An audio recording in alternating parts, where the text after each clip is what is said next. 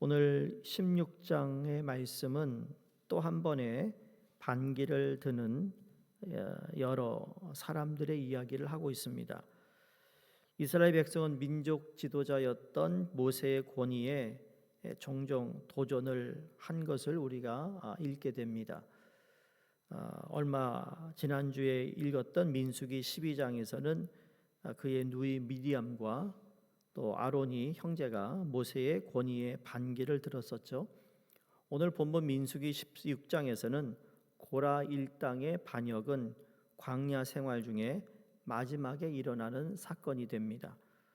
고라의 반역은 하나님께서 세우신 지도자에 대한 도전이기도 했지만 단순한 권력 다툼이 아니라 하나님의 권위에 대한 반역이었습니다. 가나안 땅을 정탐하고 돌아와 보고한 것을 듣고 좌절하며 절망에 빠졌다가 하나님의 경고로 겨우 수습이 된 이스라엘 백성들에게 또다시 위기가 찾아온 것입니다. 이번에는 조직적인 반역의 내용인데 이 반역의 주동자가 고라와 루벤 지파의 다단과 아비람과 벨렛의 아들 온입니다. 더 심각했던 것은 이들과 더불어 이스라엘 자손 총회에서 이름 있는 지휘관들 250명이 함께 일어나 반역에 동참한 겁니다. 그러니까 심각한 상황인 거예요. 어느 몇 사람이 반역을 한 것이 아니라 반기를 든 것이 아니라 총회에 있는 지휘관들까지 그것도 250명이 함께 반역에 동참했으니 이거 진짜 심각한 일이죠. 모세의 지도력 또 모세가 서 있는 그 자리가 완전히 뒤바뀔 수도 있는 그러한 상황입니다. 읽지 않았지만 그들의 반기의 이유가 뭔가 13절 14절에 보면 네가 우리를 젖과 꿀이 흐르는 땅에 이끌어 광야에서 죽이려 한다. 그 이유와 두 번째 우리 위에 왕이 되려 하느냐. 그게 두 번째고 세 번째는 밭과 포도원도 우리에게 기업으로 주지 아니하려느냐. 그러니까 구체적으로 고라의 무리는 교만과 시기에 눈이 멀어 하나님께서 세우신 질서를 무너뜨리려 했던 것을 알 수 있습니다. 그들은 자신이 모세와 아론보다 더 낫다라고 생각했다라는 거예요. 그래서 지도자의 자리를 탐냈습니다. 모세는 하나님께서 주신 자신의 직분과 사명을 망각한 채 아론의 제사직에 대한 탐심을 품은 고라를 책망합니다. 그래서 16절에 보시면 너와 너의 온 무리는 아론과 함께 내일 여호와 앞으로 나오되 저마다 향로를 들고 나오라라고 말하는데 250명이 향로를 가지고 오라는 말씀입니다. 향로에 불을 담아 회막문 앞에 서서 누구의 분향을 받아주는지 보자고 이야기합니다. 그러니까 성막에 있는 그 분향하는 곳에 불을 담아야 하기 때문에 그래서 아마 조금 더 이상하게 생각하지 않았을 겁니다. 불을 가지고 나와라. 향로에 불을 담아 문 앞에 서서 그러면서 온 회중을 회막 문 앞에 모아 모세와 아론을 대적하려고 하는 모습들을 가지고 있습니다. 그때 여호와 하나님께서 온 회중 가운데 나타나십니다. 나타나셔서 21절에 보면 너희는 이 회중에게서 떠나라. 내가 순식간에 그들을 멸하려 하노라라고 말합니다. 이 말씀을 하셨을 때 거기에 모였던 사람들에 관해서 그들도 들으지 않았을까라는 생각을 하는데 아마 모세와 아론에게만 들렸던 것 같아요. 마치 사울이요 다메섹으로 가는 길에 예수님을 만나잖아요. 만났을 때 예수님께서 네가 왜 나를 핍박하느냐? 사울이 얘기합니다. 누구십니까? 그런데 같이 가던 사람들이 지금 사울이 누구랑 대화하고 있는지에 대해서 모르고 있습니다. 하나님께서 많은 무리들이 있는데 하나님께서 다 알아듣게 하는 말씀도 있지만 다른 사람들 알아듣지 못하게 아주 소수의 사람만 보고 듣게 하는 경우도 있다라는 거죠. 그렇죠? 그러니까 그런 지금 상황인 거예요.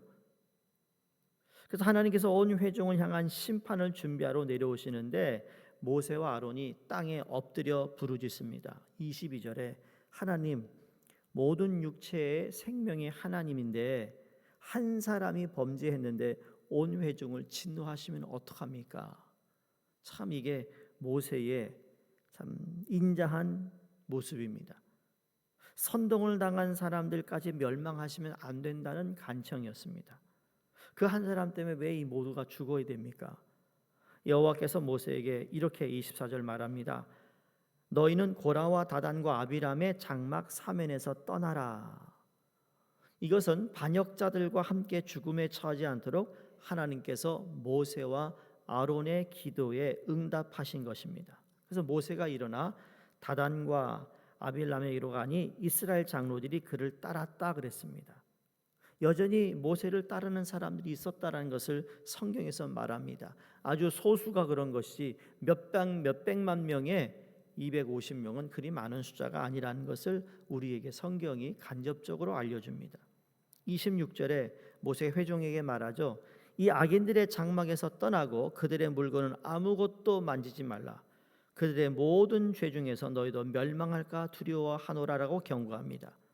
그래서 이스라엘 회중은 고라와 다단과 아비람의 장막 사면을 떠나고 다단과 아비람은 그 처자와 유아들과 함께 밖으로 나와서 자기 장막문에 섭니다.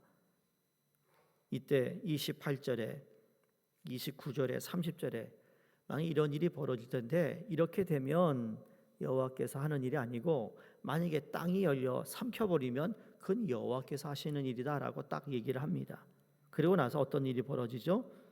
땅이 열리고 입을 벌려 그 고라에 속한 모든 사람과 그물의 재물을 삼켜버렸다라고 말합니다. 여기 스홀은 음부를 의미합니다. 지옥을 의미하고 있어요. 스홀의 음부에 빠지게 됩니다. 마치 홍해가 갈라지고 그리고 다시 육지가 되게 하셨고 다시 물이 합해진 것처럼 땅을 갈라 반역자를 죽이시고 다시 땅이 원상태로 되는 기적과 같은 모습을 보게 됩니다. 그래서 이걸 통하여 두 가지를 우리에게 말씀합니다. 30절에 모세에 했던 말이 성취되고요. 두 번째로 여호와를 멸시함으로 벌을 받게 된 것이 그대로 이루어집니다. 그 주위에 있는 모든 이스라엘 회중이 그들의 부르짖음과 아우성 소리를 듣고 자기들도 땅이 삼킬까 두려워하여 도망했다라고 말합니다. 그러면서 하나님의 불이 나와서 분향하는 250명을 불살랐습니다. 250명은 아까 총회에서 250명이 고라의 집단과 함께 반역에 동참했던 사람들을 뜻하고 있습니다. 여호와 하나님께서 모세에게 제사장 엘르아살에게 명하여 이 불탄 자리에서 그 향을 모아다가 그리고 다시 하나님께 이 죄로 인해 생명을 잃었지만 그 향을 다 하나님께 바치라라고 제사장에게 말합니다. 성도 여러분들, 하나님은 죄에 대해 반드시 그 책임을 물으신다는 걸 알아야 합니다. 죄의 대가를 치르게 하신다는 겁니다. 말씀을 무시하고 더러운 자기 욕심을 쫓는 자를 벌하십니다. 오늘도요, 사람들이 말씀을 무시하죠. 시대가 하나님 말씀을 멸시합니다. 공의와 정의의 말씀을 그저 좋은 소리, 죽은 기록 정도로 생각합니다. 그러기에 별 꺼리낌 없이 쉽게 죄를 짓는다는 거죠. 모른다고 무조건 우기면 되는 줄 압니다. 진짜 비극의 시작이 그것인데 말이죠. 그러기에 스스로 기회를 놓치고 말았습니다. 혹시 여기도 하나님께서 기회를 주고 있었을 겁니다. 분위기가 이상하게 된다는 걸 알았다면 눈치를 채고 회개했어야 되는데 회개하지 않았습니다. 그러므로 말씀 앞에 용기를 내어 자신의 죄와 허물을 시인하고 용서를 구해야 되는데 죽더라도 책임을 질 태도를 가져야 하는데 그렇지 못한다는 거죠. 하나님이 세우신 지도자 모세와 아론을 따르지 않았던 고라와 그 무리들은 자신의 욕망에 눈이 멀어 주님을 등지고 간 가롯 유다와도 같습니다. 여러분, 가롯 유다에게도 회개할 기회를 하나님 주셨습니다. 마지막 식탁에서 너희들 중에 나를 팔아 넘길 사람이 있을 거라고 경고했으면 회개했어야 되는데 그 말을 무시했어요. 사람들이 말씀을 무시하고 이 시대가 말씀을 멸시하는 것과 똑같다라는 거죠. 그런데 예수를 믿는 사람들도 예수를 믿고 하나님 믿는다고 하면서도 자기의 감정이 앞서다 보면 하나님 말씀을 무시하고 멸시하는 경우가 있더라는 거예요. 사랑하는 성도님들, 분명 우리에게는 하나님께서 그냥 무작정 화가 나서 우리에게 홧김에 우리를 치시는 분이 아닙니다. 하나님은 항상 우리에게 경고하시고 돌아설 기회를 주고 계시다라는 거죠. 어떤 죄든 간에 하나님은 우리에게 돌아올 수 있는 기회를 주세요. 근데 돌아가지 않는 이유가 우리도 모르게 그 말씀 하나님의 섭리를 무시하고 있기 때문은 아닐까라는 것이죠. 본문에 등장하는 반역하는 무리처럼 우리도 누군가의 모습을 시기하며 나아가고 있지는 않습니까? 하루의 삶 중에 감사와 불평 중 무엇이 더 많으신가요? 우리에게 주어진 하루라는 이 삶은 결코 작은 일이 아니라 하나님께서 하는 일이라는 사실을 믿으시기를 바랍니다. 아무리 세상 사람이 볼 때 하잘것 없는 거라고 생각하더라도 내가 지금 종사하고 있는 어떤 직장이나 내가 하고 있는 일이 다른 사람이 하는 일에 대해서 비해 정말 별로 별일 없는 것처럼 생각한다 할지라도 그렇지 않습니다. 하나님께서 여러분의 허락하신 일이라고 생각하면 그 일은 가치 있는 일이고 소중한 일이고 하나님께 영광 돌릴 수 있는 일이라는 사실을 믿으시기를 바랍니다. 오늘 하루 주님께서 주신 가정과 직장에서 불평과 낙심이 아닌 기쁨과 감사로 살아내시기를 간절히 소망합니다. 말씀 안에서 신실한 공동체를 존중하고 또한 교회 질서를 존중하며 옳고 그름의 분별 이전에 우리가 하나님 앞에서 나는 어떤 모습으로 살았는가?